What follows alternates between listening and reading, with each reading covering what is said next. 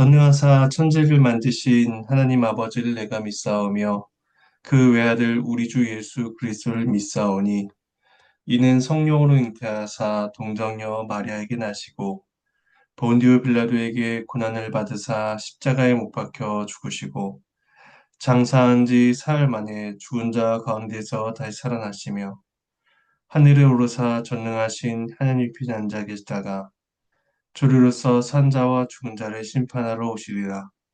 성령을 믿사하며 거룩한 공예와 성도가 서로 교통하는 것과 죄를 사해 주시는 것과 몸이 다시 사는 것과 영원히 사는 것을 믿사옵나이다.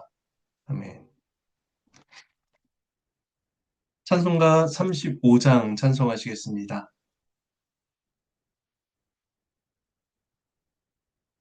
찬송가 35장 1절과 4절을 찬송하시겠습니다. 찬송하겠습니다.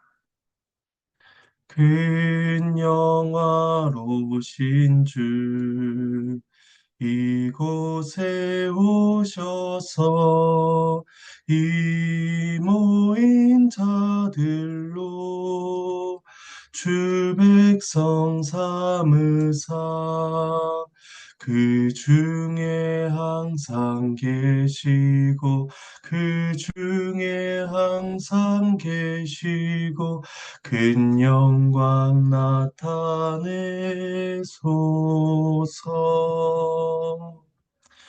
주 믿는 만민이 참 진리 지키며 옛 성도들 같이 주 찬송하다가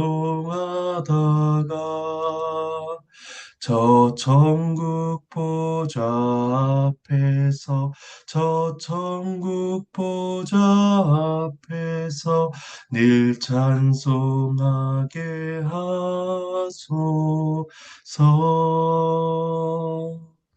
아멘.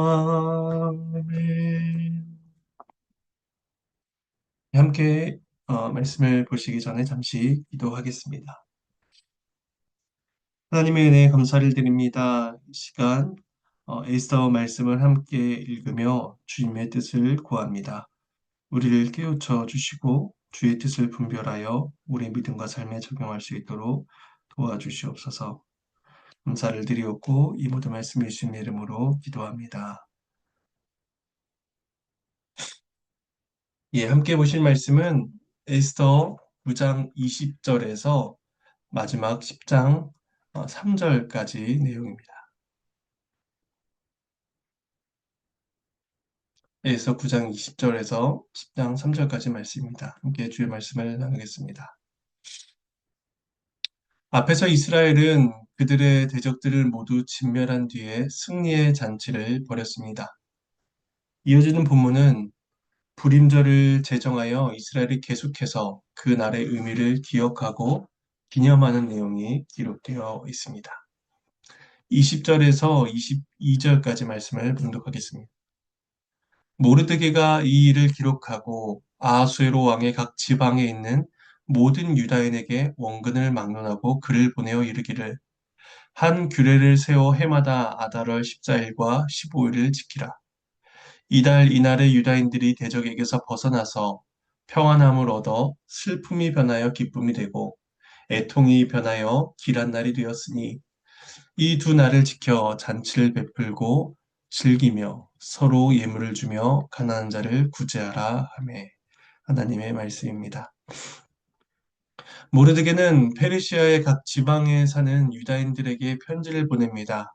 그리고 12월 14일, 15일을 명절로 지켜 행하라 명하는데 그 이유가 22절에 나옵니다. 유대인들이 대적에게서 벗어나 평안함을 얻은 날로서 슬픔이 변하여 기쁨이 되고 애통이 변하여 길한 날이 되었기 때문이다. 이렇게 이유를 밝힙니다. 이 슬픔이 변하여 기쁨이 되었다는 표현은 시편 30편 11절을 떠올리게 합니다. 시편 말씀에 이렇게 고백을 합니다. 주께서 나의 슬픔이 변하여 내게 춤이 되게 하시며 나의 베옷을 벗기고 기쁨으로 띠띠우셨나이다. 이 시편은 다윗의 시로서 고통 가운데 부르짖던 다윗이 하나님의 응답으로 인해 기쁨을 노래하고 있습니다.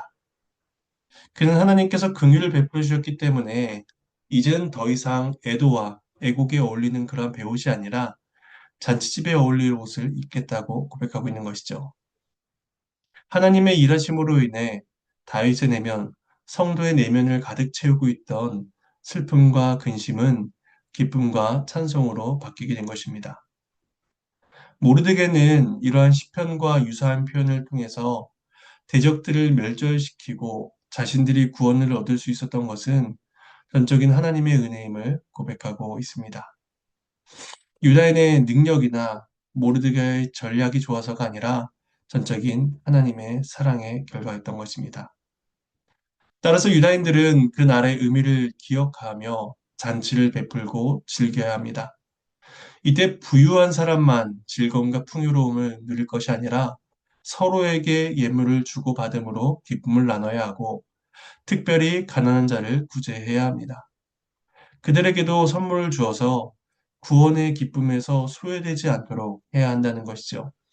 이것은 율법이 명령하는 바이기도 합니다. 신명기 16장 14절에 이렇게 말씀합니다.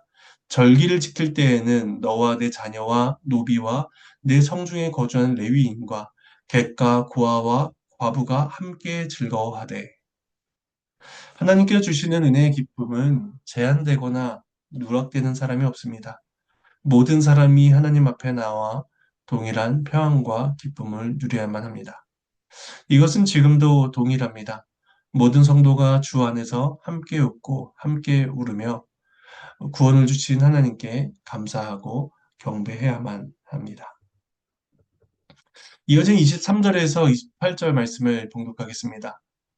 유다인이 자기들이 이미 시작한 대로 또한 모르드게가 보낸 글대로 계속하여 행하였으니 곧 아각 사람 함무다다의 아들 모든 유다인의 대적 하만이 유다인을 진멸하기로 꾀하고 부르 곧 제비를 뽑아 그들을 죽이고 멸하려 하였으나 에스더가 왕 앞에 나아감으로 말미암아 왕의 조서를 내려 하만이 유다인을 해하려던 악한 꾀를 그의 머리에 돌려보내어 하만과 그의 여러 아들을 나무에 달게 하였으므로 무리가 부르의 이름을 따라 이 두 날을 부림이라 하고 유다인이 이 글의 모든 말과 이 일에 보고 당한 것으로 말미암아 뜻을 정하고 자기들과 자손과 자기들과 합한 자들이 해마다 그 기록하고 정해놓은 때 이 두 날을 이어서 지켜 패하지 아니하기로 작정하고 각 지방 각 읍 각 집에서 대대로 이 두 날을 기념하여 지키되 이 불임이를 유다인 중에서 패하지 않게 하고 그들의 후손들이 계속해서 기념하게 하였더라. 하나님의 말씀입니다. 불임절의 유래에 대해서와 이제 불임절을 어떻게 누가 지켜야 하는가 이것을 설명합니다. 먼저 불임절이란 용어는 제비, 목 이것을 의미하는 단어인 부르라는 단어에서 이제 나왔습니다. 에스더에서 제비뽑기가 처음 나온 것은 3장 7절에서 언급되고 있는데 하만이 모르드게와 유다인을 전멸시킬 계획을 세운 뒤에 가장 좋은 날짜를 정하기 위해서 제비를 뽑았습니다. 하지만 하만이 제비를 뽑은 날엔 유다인의 몰살의 날이 아니라 하만과 가족들 그를 따르는 자들이 몰살당하는 날로 바뀌게 됩니다. 상황이 완전히 역전된 것이죠. 그래서 유다인들은 제비를 뜻하는 부르 여기에서 이름을 따서 이 날을 불임이라고 부르게 됩니다. 이 불임은 부르의 복수형으로서 이틀에 걸쳐서 그 절기를 지켰기에 이제 복수형인 불임이라고 부르게 된 것입니다. 유다인들은 자기들과 자손들뿐 아니라 자기들과 화합한 자들까지도 그 절기를 지키도록 합니다. 이때 화합한 자들이라는 것은 이방인들이지만 이스라엘의 신앙을 받아들이고 유대 공동체 안으로 들어온 자들을 의미합니다.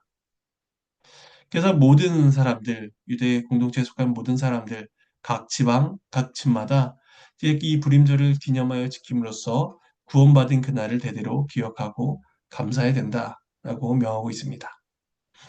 29절에서 32절은 불임절과 관련해서 두 번째 편지가 주어지고 있습니다. 말씀을 봉독하겠습니다.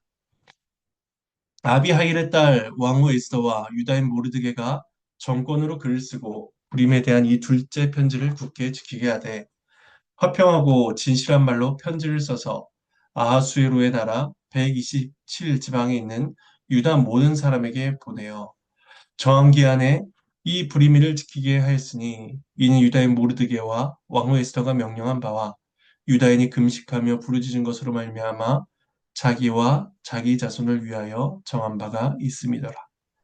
에서의 명령이 불임에 대한 일을 경고하게 하였고 그 일이 책에 기록되었더라.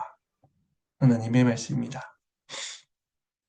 앞에서는 모르드게가 편지를 보냈다 이렇게 것으로 언급되고 있는데 이번에는 이제 에스더와 모르드게가 함께 편지를 쓴 것으로 언급하고 있습니다. 아마 어느 정도 시간이 지난 후에 이 두 번째 편지를 쓴 것으로 보입니다. 그렇게 함으로써 백성들에게 불임절을 다시 한번 상기시키고 그날을 지킬 것을 강하게 명하고 있는 것입니다. 29절에 전권으로라는 표현이 나오고 있는데 이것은 권위를 가지고 썼다라는 의미로 볼 수 있습니다. 그런 점에서 에스더가 왕후의 권위로서 그 불임절을 지킬 것을 이렇게 법제하였다라고도 할 수가 있을 것입니다. 에스더는 이 편지를 화평하고 진실한 말로 씁니다. 이전에 유다인들은 화평과 진실을 누리지 못했습니다. 하만이 유다인들을 몰살해야 한다고 함으로써 그들의 현실에서 평화는 사라져 버렸습니다.